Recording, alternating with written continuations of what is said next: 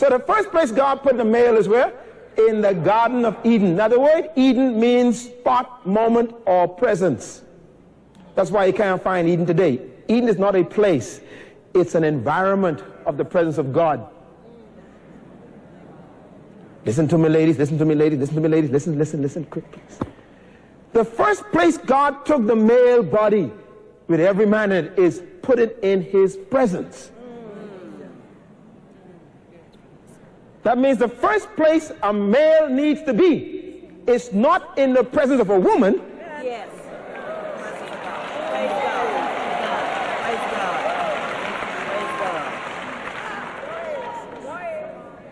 If you leave the presence of God to go and find a male, you have discovered a malfunctioning male.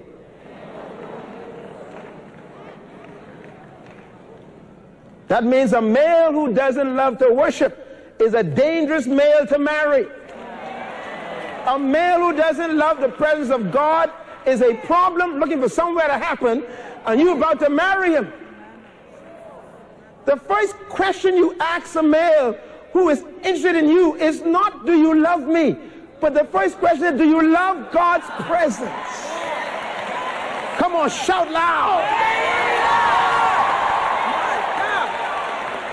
See, ladies, we keep messing up. We want to know if he loves us. It ain't us we need him to love first. He got to love God.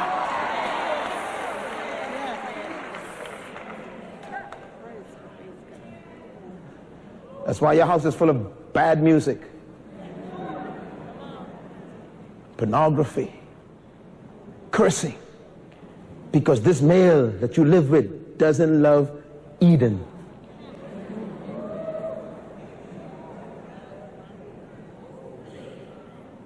So God has this one body with everybody. He puts him in the garden. Now look at verse 15. And the Lord God began to talk to the one body. Glory, hallelujah. He's talking to the one body with everybody. Whatever he says to the one body, he's saying to who? Everybody. Now God gives this one body all these instructions. Number one, he puts him in the Garden of Eden, verse 15. And the first statement is work. Everybody say work.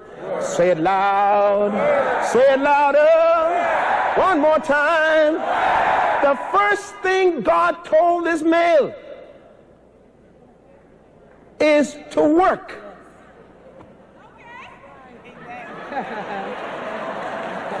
That means a male needs work before a woman.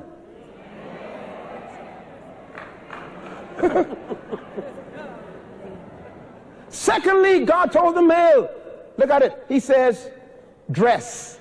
The word dress means to cultivate. To cultivate means to make fruitful, to bring the best out and to bring order to. That means a male's first assignment is the presence of God. His second assignment is to get a job. His third assignment is to develop the skills to develop anything he touches, including you. That means if he can't improve you, he shouldn't touch you. I'm talking to somebody. Oh, come on, women's conference, let's talk about this. You see, if you follow God's program, you'll never marry a fool. First question is what? Do you love God's presence? Second question, are you working? Third question, can you improve me? See, you even didn't get to love yet.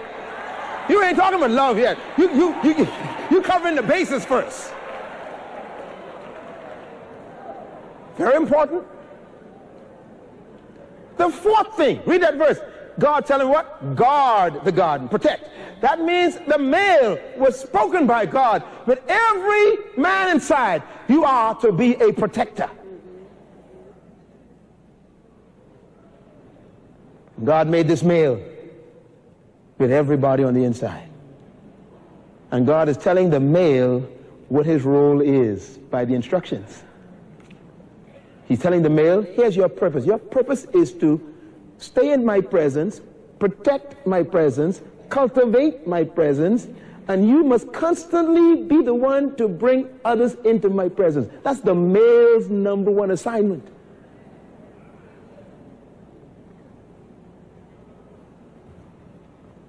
If a man loves God's presence, he can never slap you. A man can never curse a woman in God's presence. A man can never commit incest on his daughter in God's presence. A man can never rape his cousin in God's presence.